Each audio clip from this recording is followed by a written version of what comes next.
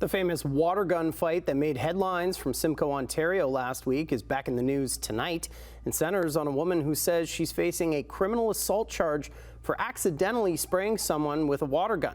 She's facing a setback in her defense, but there's more to be said. Al Sweeney was in Simcoe today and has the latest on this story. Al. Matt, this is the story that caused outrage when people heard that Wendy Washik was charged with assault with a weapon for accidentally spraying a neighbor with water. Now, she has had a setback, but at the same time, she has widespread support, and there are growing demands for the charge to be dropped. Here's the so-called weapon at the heart of this notorious case, a kid's water gun. Doesn't even hold a lot of water. Playing with this apparently can turn into a criminal offense with a maximum penalty of 10 years in jail. Wendy Washik says she was charged with that after she accidentally sprayed a neighbor during a play water fight during a Labor Day weekend party. Wendy's neighbor, Kim Leffler, was at the party and heard the noise starting with a man's voice. But he said, "Get your hands off my fence." And I could hear Wendy saying, "I'm sorry." And he shouted, "No, you're not." And she said, "I am sorry.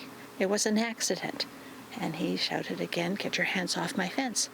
At which point I moved away from the fence because I was a little nervous. I wasn't sure what was going to happen. Another neighbor describes what he heard the man shouting. "You're not supposed to spray water on me. Stop spraying water on me. Stop spraying water on me. Leave me alone. I'm just cutting my grass while you're trying to have your party." That's what Wendy says she apologized, but the man who was sprayed called the OPP, and they laid the criminal charge without talking to her.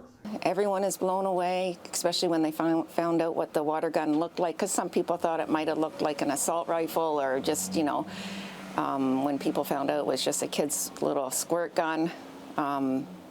They just can't believe it. And a GoFundMe page was raising money for Wendy's legal defense. That was suspended because GoFundMe doesn't raise money for criminal charges.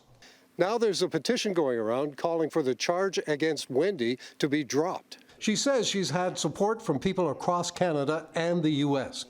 Neighbors say the man who was sprayed lives here, and there was no response at his home today. And there's widespread disbelief that a water gun spray would lead to a criminal charge. I was just shocked that they actually pressed the charges. It obviously sounds fairly ridiculous to get charged with assault for getting sprayed by a water gun. I think it's just ridiculous, yeah. I was disgusted with that. I thought, how could she be charged with that? It was a plastic water gun. Wendy says she's just taking it day by day.